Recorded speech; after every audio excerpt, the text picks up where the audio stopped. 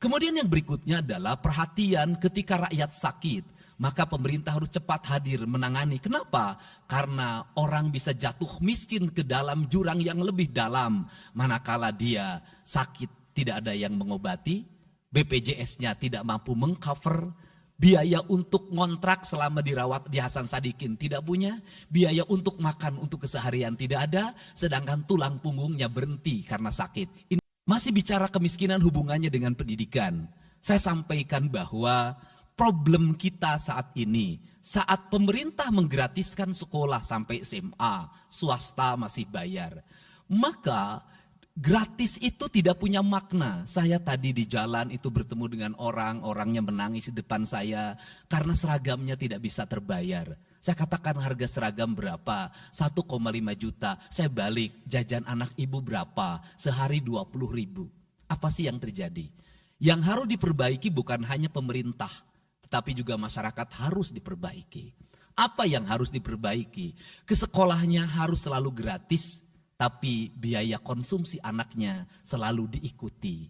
Apa artinya gratis? Kalau bekal ke sekolah 50.000 per hari. Negara mengeluarkan biaya, tapi orang tua mengeluarkan biaya. Maka kami sudah mengeluarkan surat edaran. Yang surat edaran itu sesungguhnya sebagai upaya sistematik dan menyeluruh sampai tingkat pendidikan dasar, walaupun itu bukan kewenangan gubernur. Tetapi dari sisi surat edaran gubernur bisa dijadikan landasan bagi para bupati dan wali kota membuat surat edaran yang sama. Apa sesungguhnya yang menjadi alam pikiran saya? Alam pikiran saya, kemiskinan terjadi bukan hanya pada persoalan menurunnya pendapatan, tetapi kemiskinan terjadi yang paling besar adalah karena meningkatnya biaya hidup. Biaya hidup yang tinggi misalnya di sekolah, biaya studi tour, biaya perpisahan, biaya outing kelas, dan berbagai biaya wisudaan, itu adalah biaya yang tinggi dalam pendidikan. Untuk itu apa yang dilakukan oleh orang tua ketika membelanjakan untuk kepentingan itu? Mereka pinjam bank emok, mereka pinjam bank keliling, mereka pinjam bank pinjol, mereka pinjam NBK, dan mereka pinjam bank Pancasila. Menghentikan ini sesungguhnya, saya lagi menghentikan mereka tradisi meminjam uang dalam keadaan terdesak pada para rentenir. Dan ini strategi untuk menurunkan kemiskinan. Kemudian yang berikutnya adalah perhatian ketika rakyat sakit. Maka pemerintah harus cepat hadir menangani. Kenapa? Karena orang bisa jatuh miskin ke dalam jurang yang lebih dalam. Manakala dia sakit tidak ada yang mengobati, BPJS-nya tidak mampu mengcover, biaya untuk ngontrak selama dirawat di Hasan Sadikin tidak punya, biaya untuk makan untuk keseharian tidak ada, sedangkan tulang punggungnya berhenti karena sakit. Ini juga menyebabkan kemiskinan.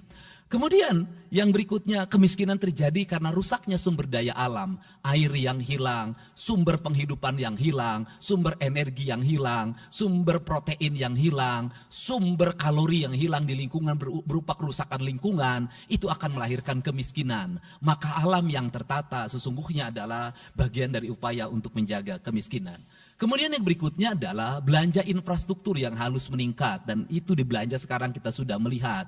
Itu adalah bagian dari menyelesaikan problem kemiskinan. Konektivitas infrastruktur sangat penting dalam menumbuhkan ekonomi, tetapi di balik itu kebudayaan rakyat tidak boleh diberubah. Kenapa? Infrastruktur baik bisa jadi tanahnya dijual karena mahal, pada akhirnya menjadi miskin kembali. Infrastruktur harus seiring dan sejalan dengan kerangka berpikir publik yang mengerti akan hak atas tanah. Kemudian yang berikutnya adalah pengendalian penduduk. Booming penduduk di Jawa Barat relatif besar.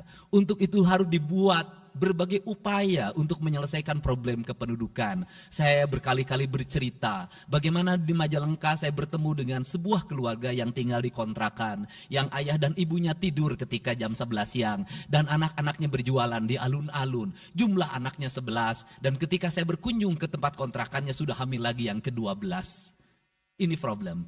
Dan itu saya kemudian di Cirebon, saya berkunjung pada sebuah rumah yang listriknya baru dinyalakan lewat program Provinsi Jawa Barat. Rumahnya itu ternyata anaknya sudah 4. Padahal dia baru saja menyelesaikan rumah dari pinjaman senilai 25 juta. Dan itu pun belum selesai dan rumahnya 1 kamar.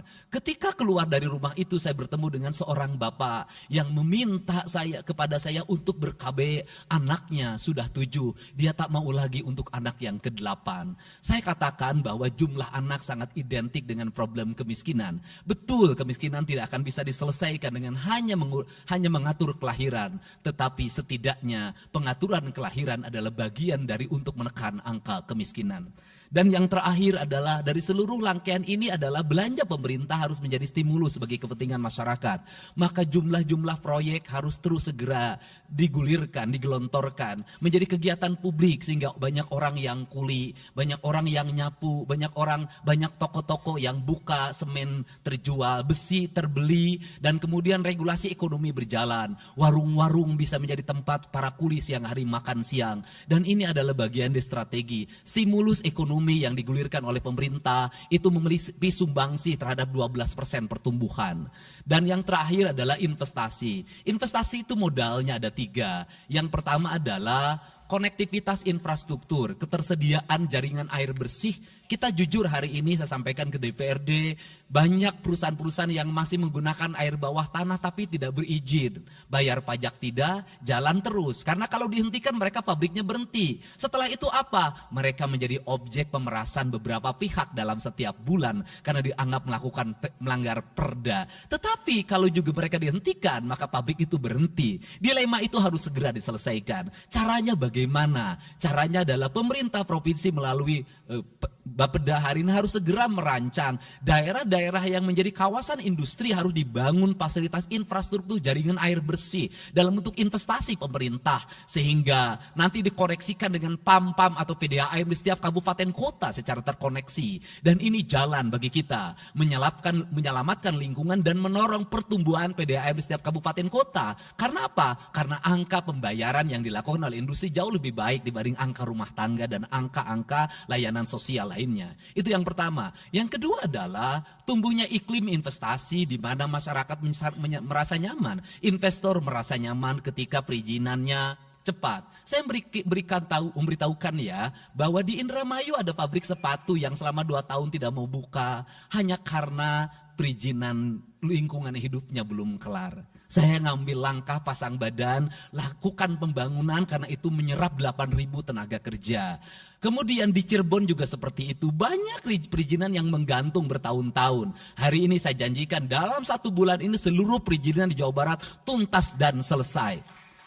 Dan saya meminta kepala BPM TSP menjadi VR pemerintah Provinsi Jawa Barat untuk senantiasa tiap hari melihat data dan dokumen di setiap kabupaten kota. Mana yang terlambat, mana yang mengalami hambatan. Kemudian yang berikutnya adalah kenyamanan dalam berusaha. Kenyamanan dalam berusaha adalah keterangan para investor dan lingkungan masyarakat terhadap berbagai aksi gangguan dari orang yang mengatasnamakan diri preman. Untuk itu hari ini kita cukup bersyukur di Jawa Barat, peristiwa ini sudah hampir tidak ada.